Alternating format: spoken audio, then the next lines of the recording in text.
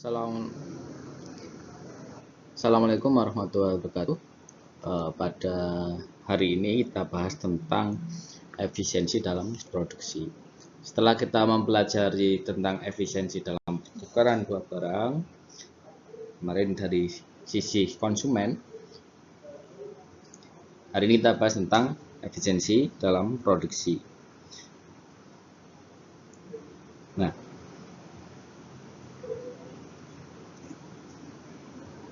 maka beberapa yang perlu kita pertimbangkan dari sini yaitu terkait dengan efisiensi input.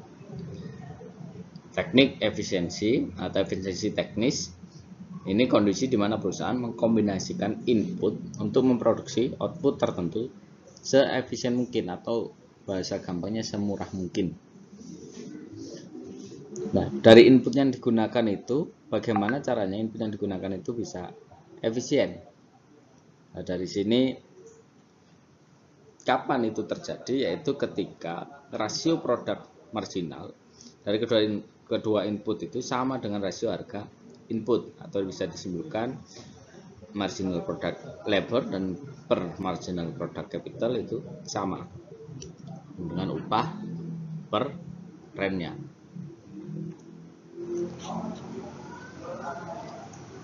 Nah, maka di dalam tingkat substitusi teknis marginal tenaga kerja atas modal itu merupakan jumlah di mana input modal dapat berkurang ketika satu unit tambahan tenaga kerja digunakan, sehingga output tetap itu akan konstan.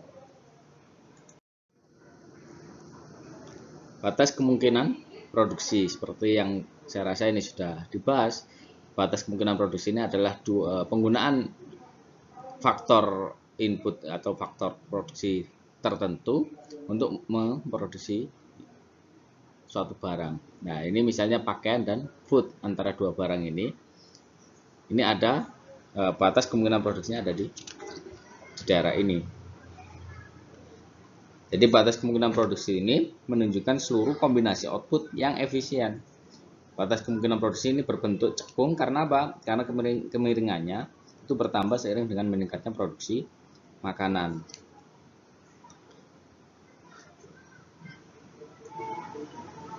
Nah, ini adalah daerah yang diperbesar adalah di daerah ini.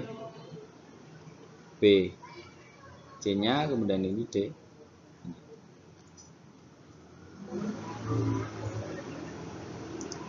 Nah, apa tingkat transformasi marginal itu? Yaitu batas kemungkinan produksi berbentuk cekung, dengan kata lain kemiringannya bertambah ketika produksi makanan meningkat. Untuk menggambarkan ini, kita bisa mendefinisikan tingkat transformasi marginal makanan atas pakaian sebagai besaran dari kemiringan batas kemungkinan produksi pada setiap titik. MRT ini mengukur seberapa banyak pakaian yang harus dikorbankan untuk menghasilkan satu unit tambahan. Jadi berapa banyak pakaian ini yang harus dikorbankan untuk mendapatkan makanan ini. Nah, ini peralihan transformasinya di sini. Itu tingkat transformasi marginal. Jadi ketika kita menambah makanan, maka pasti akan mengurangi pakaian.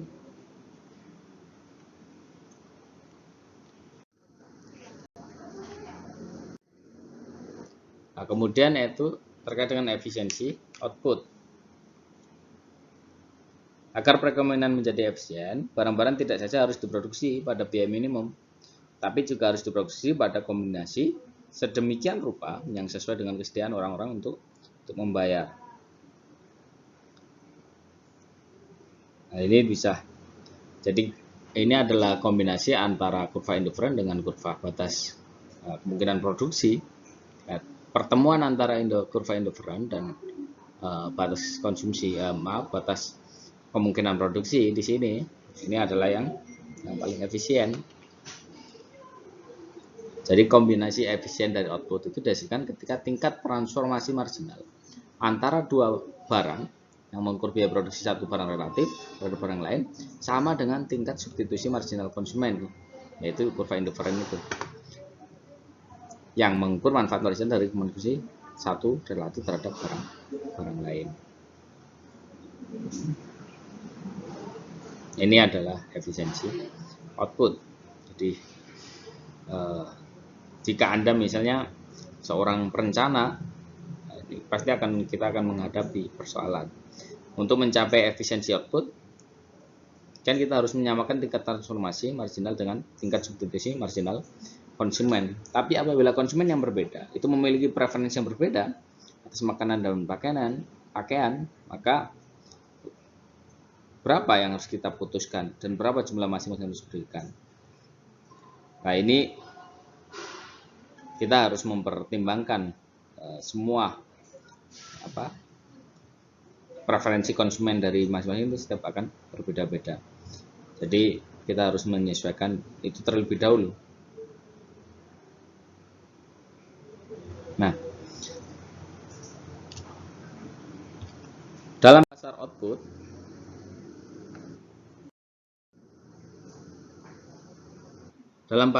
yang kompetitif, orang-orang akan mengonsumsi hingga titik di mana tingkat substitusi marginal mereka sama dengan rasio harga. Tingkat transformasi marginal sama dengan rasio harga. Karena apa? Karena MRS sama dengan MRT. Nah, pasar output kompetitif pun efisien. Rasio harga lain akan menghasilkan kelebihan permintaan atas satu barang dan kelebihan penawaran barang lain. Ini misalnya pakaian dan makanan tadi. Di titik ketika kurva indifferennya ini, maka titiknya adalah di C. Ketika kurva indifferennya di U2, maka ini bisa di titik A, ini yang terjadi persinggungan, sehingga barangnya ada di F1. Jadi kita sesuaikan pertemuan dari kurva indifferent dan batas produksi maksimal.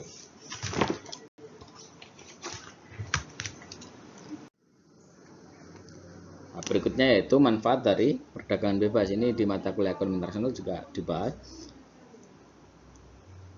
Ada keunggulan absolut dan ada keunggulan komparatif.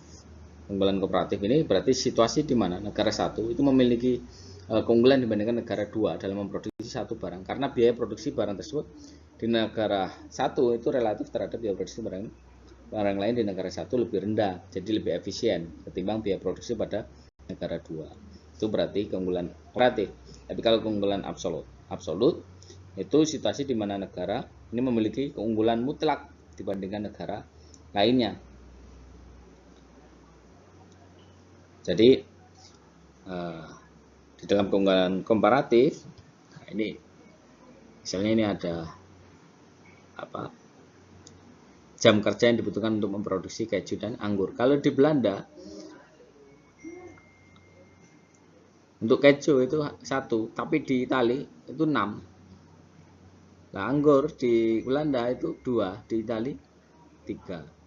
Maka Belanda ini memiliki keunggulan komparatif dibandingkan Italia dalam memproduksi keju. Karena hanya membutuhkan waktu 1 pon saja. Nah, di Itali butuh 6 untuk biayanya. Jadi biaya produksi keju di Belanda dalam bentuk jam kerja yang dihabiskan hanya setengah dari biaya produksi anggurnya. Sedangkan biaya produksi keju di Italia hampir 2 kali lipat dari biaya produksi anggurnya. Nah, ini. Maka Italia memiliki keunggulan komparatif dalam produksi anggur. Nah, ini bisa terjadi pertukaran. Manfaatnya apa? Ya jelas diuntungkan antara Belanda dan Italia. Nah, dari situ akan menggeser, memberikan keuntungan atau meluas batas kemungkinan produksi di sini. Tanpa adanya perdagangan, produksi dan konsumsi akan berada pada titik A, di mana harga anggur 2 kali lipat dari harga keju. Dengan adanya perdagangan pada harga relatif 1 keju untuk 1 anggur, produksi domestik ini berada pada B, sementara konsumsi domestik pada D. Perdagangan bebas telah menaikkan utilitas dari U1 dan ke U2. Ini manfaat dari perdagangan antar negara.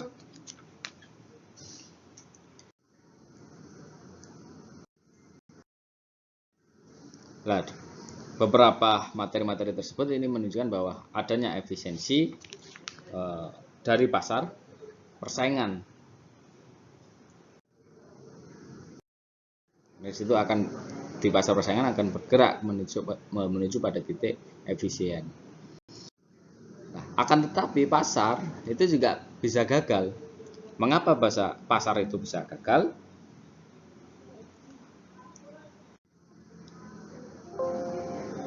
Bisa juga karena dari sisi kekuatan pasar, bahwa inefisiensi ini timbul ketika suatu produsen atau masuk input faktor produksi memiliki kekuatan pasar. Anggap saja misalnya produsen makanan dalam contoh di diagram Edgeworth yang lalu memiliki kekuatan monopoli. Dengan demikian, produsen tersebut memiliki kuantitas output di mana marginal revenue-nya sama dengan marginal cost-nya dan menjual output yang lebih sedikit pada harga yang lebih tinggi ketimbang harga yang berlaku dalam pasar persaingan. Jadi kekuatan pasar itu juga bisa membuat terjadinya kegagalan pasar, karena punya kekuatan pasar maka terjadilah monopoli.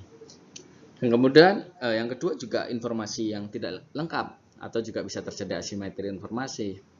Pasar persaingan itu syaratnya yaitu informasi harus sempurna. Konsumen harus tahu apa yang terjadi di pasar. Harga katakanlah di daerah A dengan di daerah B, konsumen itu harus tahu. Akan tetapi ini kan seringkali tidak lengkap atau terjadi asimetri, maka itu bisa membuat terjadinya kegagalan pasar. Kemudian yang ketiga terkait dengan eksternalitas. Sistem harga bekerja efisien itu karena harga pasar menyajikan informasi bagi produsen dan konsumen. Nah, namun terkadang harga pasar tidak mencerminkan kegiatan produsen atau konsumen. Terdapat eksternalitas ketika suatu kegiatan konsumsi maupun produksi memiliki dampak tidak langsung ataupun langsung terhadap kegiatan konsumsi atau produksi yang terjadi dalam pasar. Nah, ini eksternalitas juga bisa membuat kegagalan pasar. Misalnya suatu pabrik baja membuang limbah ke sungai. Ini akan mengakibatkan area rekreasi di bagian hilir itu akan berbahaya ataupun yang lainnya. Nah, eksternalitas ini terjadi karena produsen baja tidak menanggung biaya sebenarnya dari air limbah, sehingga menggunakan air limbah yang terlalu banyak untuk menghasilkan baja. Nah, eksternalitas ini tentu akan mengakibatkan inefisiensi input.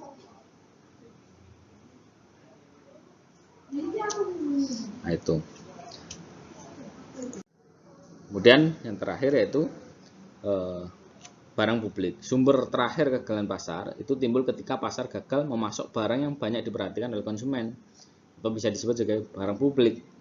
Ini barang publik dapat tersedia secara murah bagi banyak konsumen, tapi begitu disediakan bagi sebagian konsumen, barang publik ini sulit dicegah untuk dikonsumsi oleh konsumen lain. Sebagai contoh misalnya, suatu perusahaan sedang mempertimbangkan untuk melakukan riset atau teknologi baru yang tidak berpaten.